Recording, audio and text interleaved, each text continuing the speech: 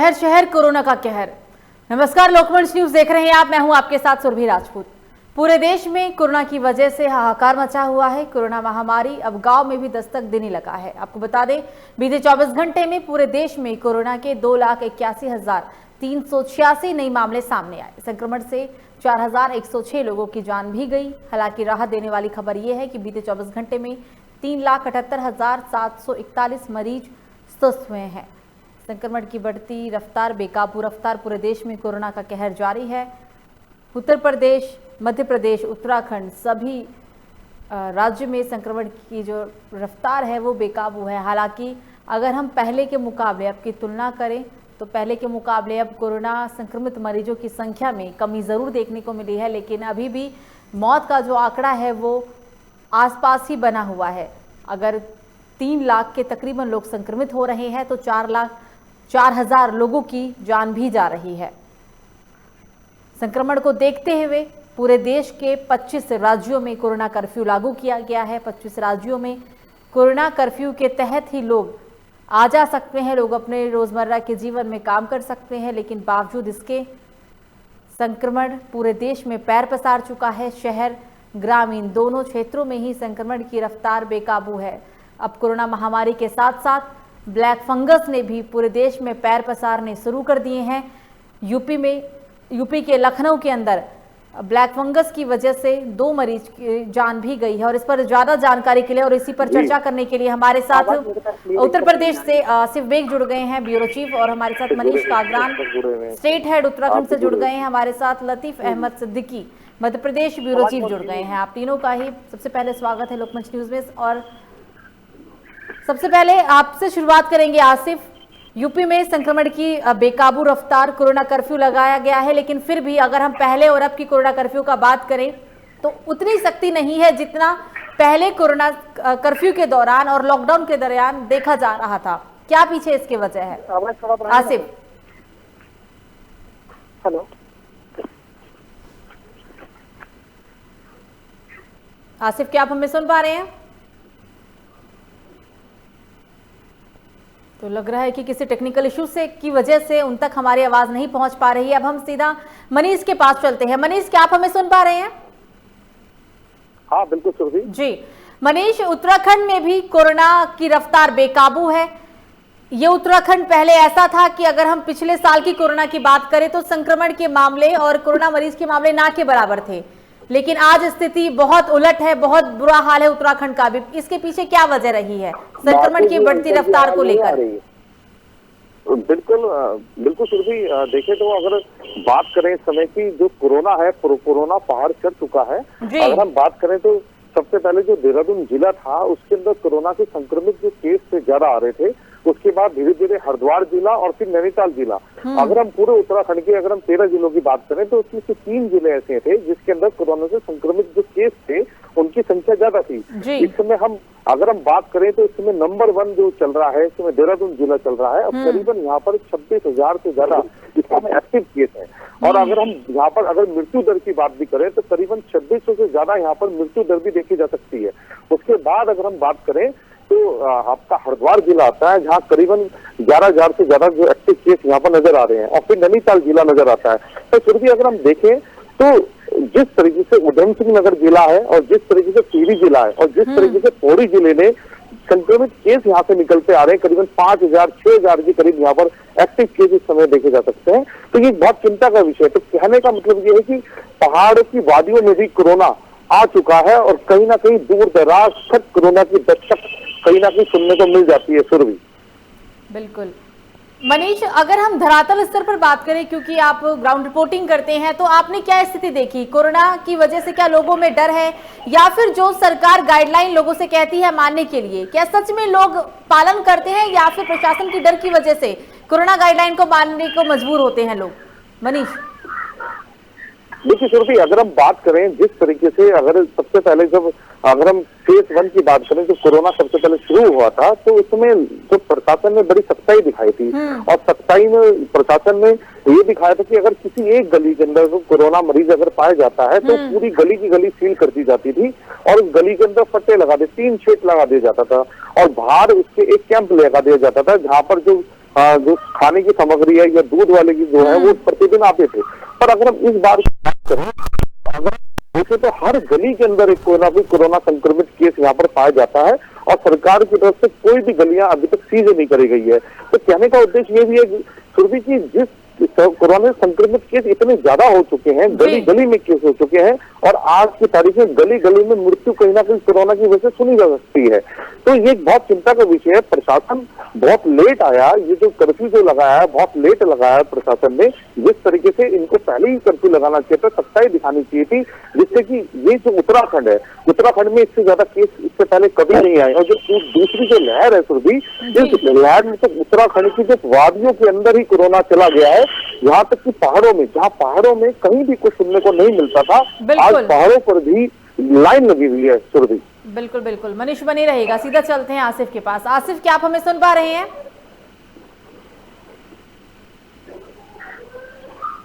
आसिफ, क्या आपको मेरी आवाज आ रही है?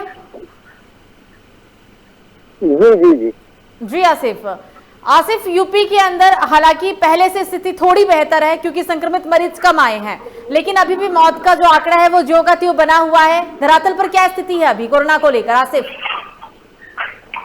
जी सुरभि, बता दो कि यूपी में कोरोना का आंकड़ा जो है भले ही कम हो गया हो, लेकिन जो सरकारी आंकड़े जारी किए जा रहे हैं उससे इतर जो है अब गांव में भी कोरोना का संक्रमण पहुंच चुका है। लगातार गांव में भी मौतें हो रही है, जिससे लोगों में दहशत का माहौल है। यूपी सीएम योगी आदित्यनाथ ने जो है कोरोना रोगियों के उपचार और उनकी देखरेख के लिए 75 जिलों में जो है 75 जिलों में नोडल अफसर तैनात किए हैं। साथ ही साथ आपको बता दूं कि जिस तरह से तस्वीरें सामने आ रही, मौत की तस्वीरें आ रही है, काफी भयावह दिखाई दे रहे हैं, क्योंकि उन्नाव, रायबरेली समेत कई जिलों में नदी के किनारे रेत में शव दफन किए जाने की बात भी सामने आई है। यह शव जो दफन किया गया है प्रशासन की बदनामी की तस्वीर बयान कर रहा है। और साथ ही साथ जो प्रशासनिक दावे किए जा रहे हैं कि ऑक्सीजन की कमी नहीं है, दवाओं की कमी नहीं है और बेड की कमी नहीं है, उसको लेकर भी तमाम संशय बरकरार हुआ है। क्योंकि हॉस्पिटल में जो है मरीजों को पहुंचाने, मरीजों को इलाज के लिए अब भी जो है भटकना पड़ रहा है। हालांकि जो स्थिति थी यूपी सीएम योगी आदित्यनाथ की कड़ी शक्ति के बावजूद तो बात जो है काफी सुधार देखी जा रही हुआ है। दूसरी तरफ गांव में कोरोना जो फैल रहा उसकी बात करें तो गांव में भी अब लगातार जो है मौत का सिलसिला चल पड़ा है। राजधानी लखनऊ से सटे गांव बीकेटी में एक ही परिवार के 7 लोगों की मौत हो चुकी है। कई लोग जो है बीमार चल रहे हैं। वहीं अगर पड़ोसी जनपद सुल्तानपुर और अमेठी की बात करें तो यहाँ भी गांव में भी कोरोना ने दस्तक दे दी है, लगातार मौत हो रही है। और प्रशासनिक तैयारियों की अगर बात करें तो गांव में कोरोना से निपटने के लिए जो है जो गाइडलाइन जारी की गई है कि गांव में सैनिटाइजर का काम किया जाए, साफ सफाई की व्यवस्था की जाए, लेकिन अभी तक कहीं भी ऐसा कुछ देखने को नहीं मिल रहा है। अगर बात करें जो है सीएम मोदी के संसदीय क्षेत्र वाराणसी में भी, तो वाराणसी से भी कई तस्वीरें सामने आ रही है जिसमें जो है कोविड एडवाइजरी का पालन नहीं किया जा रहा है। संक्रमण के चलते जो है लगातार मौत हो रही है। वहीं दूसरी तरफ लॉकडाउन की भी अगर बात करें तो लॉकडाउन में काफी हद तक छूट देखी जा रही है, जिससे भीड़ जो है सड़कों पर नजर आ रही है। यहाँ तक कि आज राजधानी लखनऊ में कई प्रमुख चौराहों पर जाम की स्थिति बनी हुई है। तो ऐसे में माना जाए कि जिस तरह से लापरवाही की जा रही है आम लोगों द्वारा, और दूसरी तरफ जो है जो नोडल अफसर हैं तैनात तो कर दिए गए हैं, लेकिन गांव में जो है इनकी तैनाती के बावजूद भी लगातार जो है मरीज जो है झोला खान डॉक्टरों के पास जाने को मजबूर है। आसिफ बनी रहेगा, आसिफ बनी रहेगा। सीधा चलते हैं लतीफ अहमद सिद्दीकी के पास। लतीफ, पिछले के मुकाबले इस बार की लॉकडाउन में प्रशासन ढील जरूर बरत रहा है। धरातल पर क्या स्थिति है? कोरोना कर्फ्यू का लोग कितना पालन करते हैं? कोरोना नियम का लोग कितना पालन करते हैं? कोरोना गाइडलाइन का?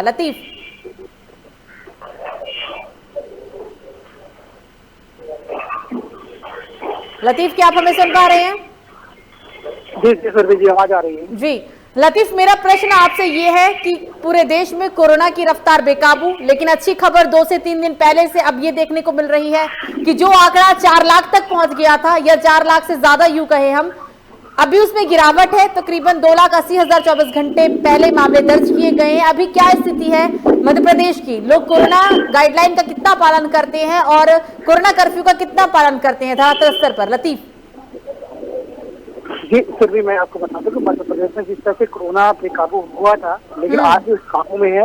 और जिस स्थितियों को देखते हुए आज हम अगर 38 से 42 दिन की बात करते हैं, तो भोपाल की अगर हम बात करते हैं तो भोपाल में आज जो आंकड़े आ रहे हैं वो 1000 के नीचे आ रहे हैं। आज से 38 दिन पहले ये 1000 के ऊपर पहुंच रहे थे, लेकिन आज जनसहयोग और शासन प्रशासन के पूरे रास्ते से आज मध्य प्रदेश में कोरोना काबू हो चुका है। और मध्य प्रदेश में 52 जिलों में काफी ऐसे जिले हैं जहाँ पे काफी राहत लोग महसूस कर रहे हैं। और रही बात सरकारी गाइडलाइन की, जो गाइडलाइन जारी हुई है उस गाइडलाइन का सभी लोग अच्छी तरह से पालन भी कर रहे हैं। और 25 से 7 जो लॉकडाउन लगाया गया है मध्य प्रदेश में सभी जिलों में प्रशासन द्वारा सख्ती से, और मैनेजमेंट की जो टीम है, क्राइसिस मैनेजमेंट टीम है, वो लगातार हर संभव प्रयास कर रही है कि इस कोरोना की लड़ाई को हर हाल में मात देना है और कोरोना को हराना है। तो कुल मिलाकर के मध्य प्रदेश सरकार पूरी तैयारी कर रही है और समय समय पर समीक्षा बैठक भी हो रही है आला अधिकारियों के साथ कि इस कोरोना के संक्रमण को कैसे तोड़ा जाए। तो सबसे बड़ी राहत की बात है कि मध्य प्रदेश कोरोना काफी हद तक काबू में है, लेकिन खुशी अभी संतुष्ट होने की जरूरत नहीं है। अभी लड़ाई हमारी अधूरी है। अभी हमको इस कोरोना को तोड़ने के लिए काफी कड़ी मेहनत करने की जरूरत है, क्योंकि तीसरी लहर की शुरुआत हो रही है जिसको लेकर हम कड़े सावधानी रखने की जरूरत है। जी लतीफ, संक्रमित मरीजों की संख्या थोड़ी जरूर काबू में है, लेकिन मरने वालों का आंकड़ा बना हुआ है जो का त्यों। अगर आपने बताया कि 1000 मामले मध्य प्रदेश में आए हैं सामने इस वक्त, पहले के मुकाबले में काफी कम है। अगर हम मौतों के आंकड़े की बात करें, मौतों का आंकड़ा कितना है 24 घंटे पहले का? जी, अगर हम मौतों की बात करते हैं तो अभी तक मध्य प्रदेश में जो 24 घंटे में मौतें हुई 79 मौतें हो चुकी हैं। और लगभग जो आंकड़े हैं 1000 से नीचे आ रहे हैं। अगर हम भोपाल की बात कर ले, इंदौर की बात कर ले, जहाँ 1819 लोग कोरोना संक्रमित मिलते थे, आज वहाँ पे 1000 से नीचे मिल रहे हैं। सबसे बड़ी बात यह है कि यहाँ पे जो पॉजिटिव रेट थी वो मई की शुरुआत में 25% तक पहुंच चुकी थी, लेकिन आज वर्तमान में 10.03 पॉजिटिव रेट मध्य प्रदेश में है, जो मध्य प्रदेश के लिए बहुत बड़ी राहत है और मध्य सरकार के लिए खुशी की बात है। लेकिन यहाँ पे हमको खुश होने की जरूरत नहीं, कहीं न कहीं हमको इसके लिए और कड़ी मेहनत करने की जरूरत है कोरोना की जंग को जीतने के लिए। जी बिल्कुल, लतीफ बने रहिएगा। सीधा चलते हैं अब उत्तराखंड मनीष के पास। मनीष, आपने लतीफ को सुना, उनका कहना है कि मध्य प्रदेश में पहले के मुकाबले संक्रमित मरीज की संख्या में गिरावट आई है। मौत का आंकड़ा हालांकि इतना नहीं है, आसपास में ही है। उत्तराखंड की क्या स्थिति है पहले के मामले में और अब के मामले में, संक्रमित मरीजों के मामले में? मनीष। हाँ बिल्कुल सुरभि, अगर बात करें तो जिस तरीके से उत्तराखंड के अंदर 7000, 8000, अगर 6000 के करीब जो केसेस प्रतिदिन निकलते थे यहाँ पर संक्रमित केसेस, आज वो करीबन 4 या 5 के बीच में रह गए हैं। करीबन अगर हम देखें तो कल की अगर हम बात करें 16 मई की, तो करीबन यहाँ पर 4500 के करीब एक्टिव केस यहाँ पर पाए गए हैं। और अगर हम बात करें देहरादून की, हरिद्वार, जो उत्तराखंड का जो सबसे इस समय हॉट स्पॉट बना हुआ है, जो जिला जो देहरादून है वो सबसे ज्यादा हॉट स्पॉट बना हुआ है, क्योंकि यहाँ पर जो मृत्यु दर है वो बहुत ज्यादा 10% से भी ऊपर चली गई है। करीबन अगर हम बात करें यहाँ पर तो 26,000 से ज्यादा यहाँ पर एक्टिव केस है और यहाँ पर मृत्यु दर भी 2600 से ऊपर जा चुकी है। तो यहाँ पर जो मृत्यु दर है बहुत, ये एक चिंता का विषय है कि संक्रमित केसों में जो मृत्यु दर है जो देहरादून जिलों में वो बहुत बढ़ रही है। अगर हम बात करें हरिद्वार जिले की, तो हरिद्वार जिले के अंदर अगर हम शहर है रुड़की, तो रुड़की के अंदर अगर हम बात करें तो रुड़की के अंदर जो संक्रमित जो केस हैं बहुत ज्यादा वहां पर बढ़ रहे हैं और मृत्यु दर भी रुड़की क्षेत्र में ज्यादा निकल करके आ रही है, जबकि हरिद्वार जो क्षेत्र है या उसके जो रूरल एरिया है उसमें ज्यादा नहीं है। पर रुड़की जो क्षेत्र है, जो रुड़की एक शहरी क्षेत्र है जहाँ पर IIT रुड़की भी लगता है या जहाँ पर आर्मी कैंट भी है, तो वहां पर एक चिंता का विषय बना हुआ है, क्योंकि वहां पर प्रतिदिन अगर हम बात करें कि हरिद्वार में अगर 700-800 प्रतिदिन जो संक्रमित केसों की संख्या निकल रही है, तो करीबन उसमें से अगर करीबन 500 से ज्यादा जो केस निकल करके रुड़की क्षेत्र में आते हैं, तो एक चिंता का विषय है धर्मनगरी हरिद्वार के लिए भी और उत्तराखंड के लिए भी, जिस तरीके से रुड़की की स्थिति यहाँ पर बनी हुई है। और अगर हम बात करें नैनीताल की, या और जो दूसरे जिले की, तो उधम सिंह नगर जिला बहुत ज्यादा तेजी से बढ़ रहा है। यहाँ तक कि पहाड़ पे, जहाँ कभी टिहरी और पौड़ी जो जिला था उसकी अगर हम बात करें तो वहां पर संक्रमित केस नहीं थे, और जबकि पहाड़ों पे अगर जब पहली लहर जब कोरोना की आई थी तो पहाड़ों पे ये केस नहीं हुआ करते थे, और अब वहां पर भी प्रतिदिन सुरभि कम से कम केस बढ़ते जा रहे हैं। और चिंता का विषय ये है कि पहाड़ों के दूर दूर तक भी कोरोना से संक्रमित केस निकल रहे हैं। एक और बात है सुरभि यहाँ पर कि पहाड़ों की जो हमारी जो स्वास्थ्य सेवाएं हैं वो बिल्कुल बदतर है। वहां पर स्वास्थ्य सेवाएं बिल्कुल नहीं है, क्योंकि अगर हम बात करें उत्तराखंड की स्थिति की बात करें तो उत्तराखंड के अंदर दूर दराज के जो जिले हैं तो वहां से अगर हम बात करें, कुमाऊं मंडल की बात करें तो सारा का सारा भार हल्द्वानी क्षेत्र में पड़ता है। जितने भी वहां पर जो लोग हैं वो सब हल्द्वानी क्षेत्र में आते हैं, वहां पर मेडिकल कॉलेज में आते हैं। इसके अलावा अगर हम बात करें तो सब या तो देहरादून भागते हैं या फिर ऋषिकेश जो एम्स है, मात्र उत्तराखंड के अंदर एक एम्स है, ऋषिकेश एम्स है, जिसमें सारा भार अपने कंधों पे लेकर के टिका हुआ है। और करीबन वहां पर अगर हम बात करें 950 के करीब वहां पर कोविड बेड भी है और 150 के करीब वहां पर वेंटिलेटर भी है। तो इस तरीके की स्थिति यहाँ पर भयानक है, और ये देखना होगा कि आने वाले समय में सुरभि किस तरीके की ये करवट लेता है कोरोना। बिल्कुल मनीष, बिल्कुल सही कहा आपने कि अभी भी स्वास्थ्य व्यवस्थाओं को और ज्यादा बेहतर करने की जरूरत है, क्योंकि कोरोना को मात सतर्कता और वैक्सीनेशन के साथ ही दिया जा सकता है। मनीष बनी रहिएगा। आसिफ के पास सीधा चलते हैं। आसिफ, यूपी के अंदर ब्लैक फंगस के भी मामले सामने आ रहे हैं। राजधानी के अंदर ही 2 मौत हो गई है ब्लैक फंगस की वजह से। क्या स्थिति है यूपी में ब्लैक फंगस को लेकर? मध्य प्रदेश, महाराष्ट्र और फिर यूपी ब्लैक फंगस को लेकर। आसिफ जी, आसिफ क्या आप हमें सुन पा रहे हैं? जी जी जी जी। आसिफ, यूपी के अंदर राजधानी लखनऊ में ही सिर्फ ब्लैक फंगस की वजह से 2 लोगों की जान जा चुकी है। मध्य प्रदेश, महाराष्ट्र के बाद अब यूपी में भी ब्लैक फंगस ने अपना पैर पसार लिया है। पूरे देश में ही ये कह सकते हैं कि मामले बढ़ रहे हैं। अब क्या स्थिति है ब्लैक फंगस को लेकर यूपी में? आसिफ जी, फिर भी बता दूं कि कोरोना के बाद अब ब्लैक फंगस का जो मरीज आ रहे हैं सामने, इसको लेकर जो है काफी हड़कंप मचा हुआ है। 24 मरीज अब तक सामने आ चुके हैं, 2 मरीजों की मौत भी हो चुकी है। इस पर सरकार भी चिंतित है और सभी अस्पतालों में जो है अधिकारी भ्रमण कर रहे हैं।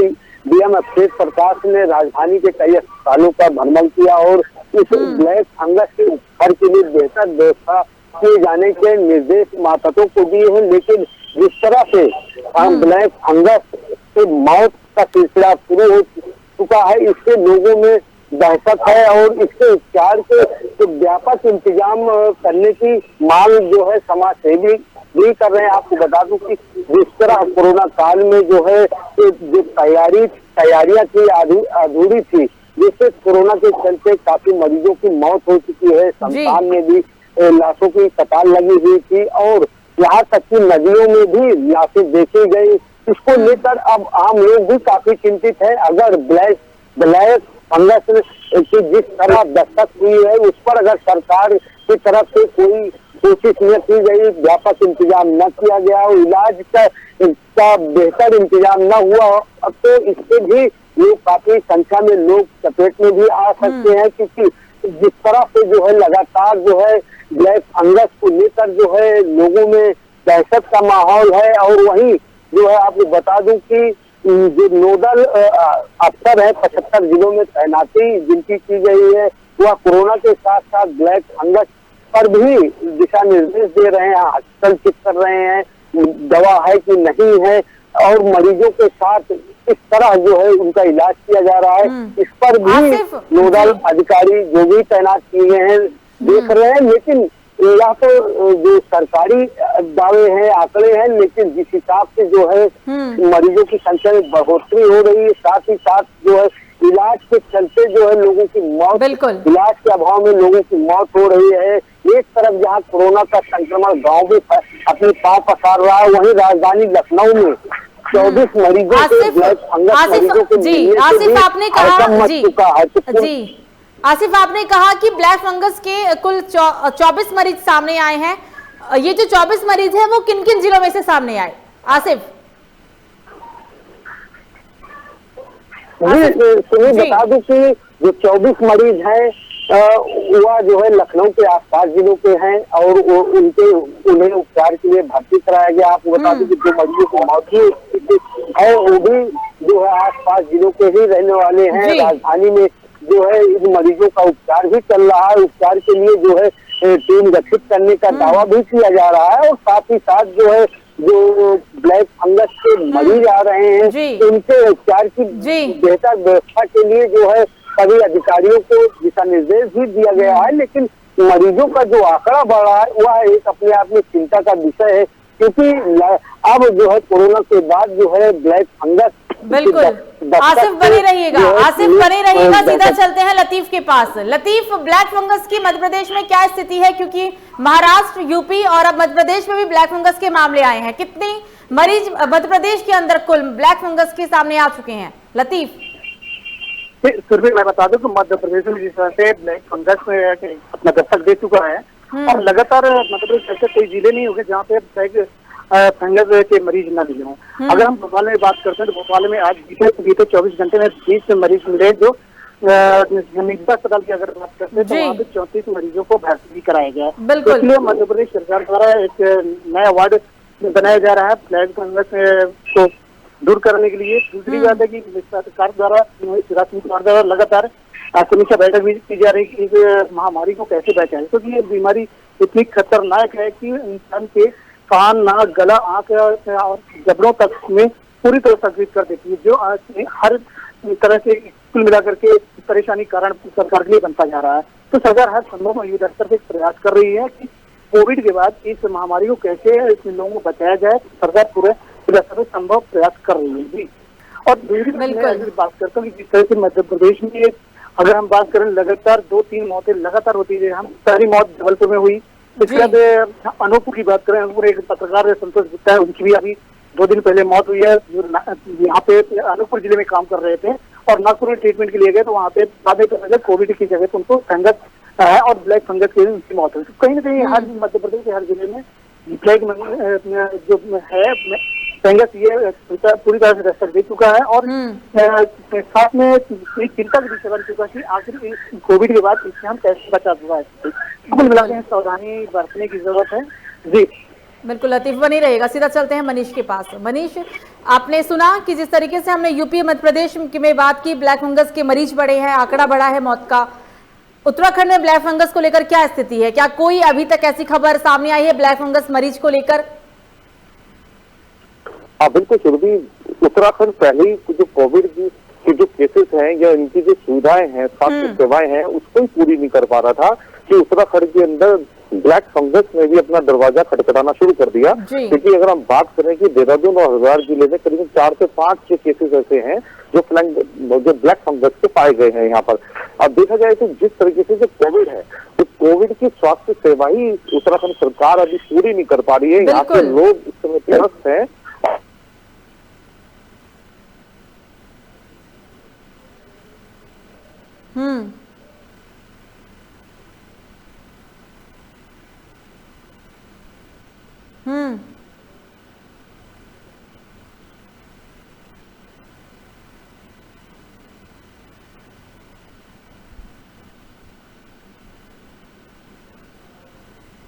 जी मनीष, आपकी आवाज हम तक नहीं पहुंच पा रही है। मनीष, आपकी आवाज हम तक नहीं पहुंच पा रही है।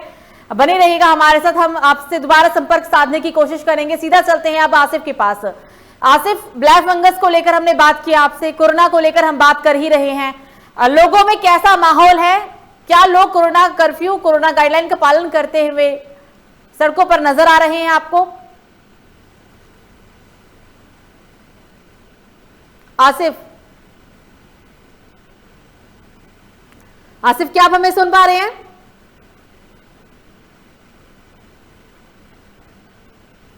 लतीफ, क्या आप मुझे सुन पा रहे हैं? लतीफ, क्या आपको मेरी आवाज आ रही है?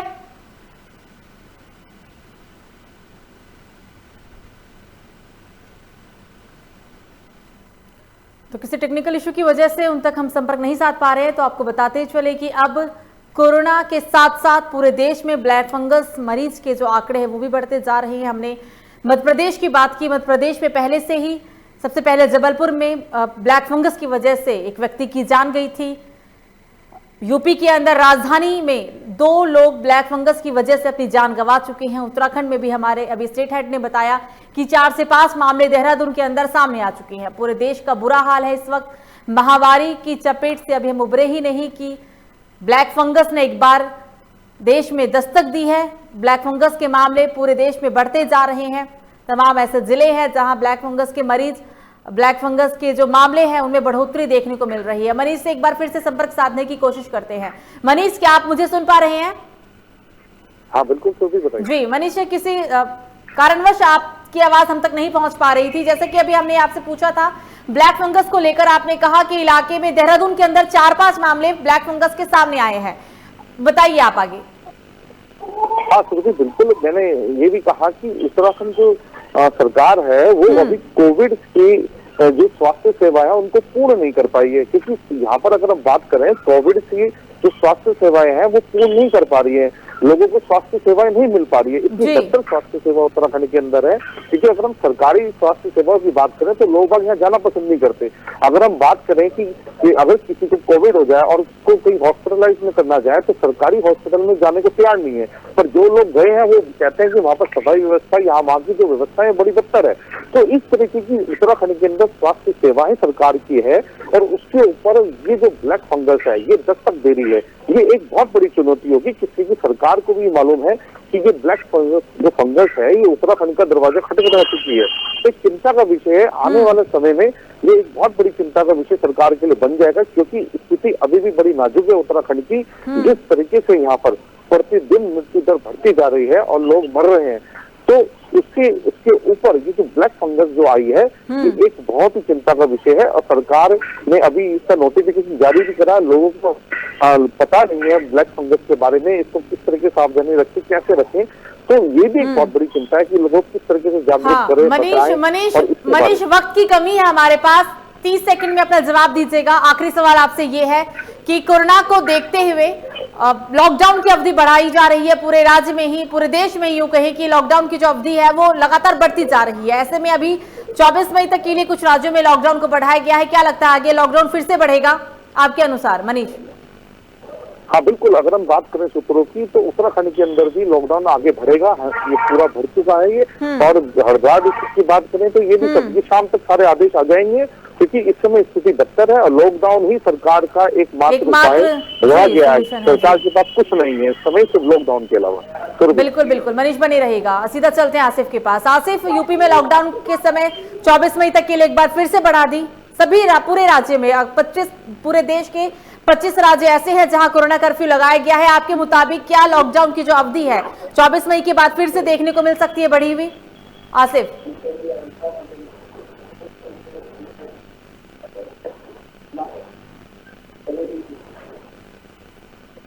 लग रहा है उन तक हमारा संपर्क नहीं हो पा रहा है किसी टेक्निकल इशू के कारण। हम सीधा चलते हैं लतीफ के पास।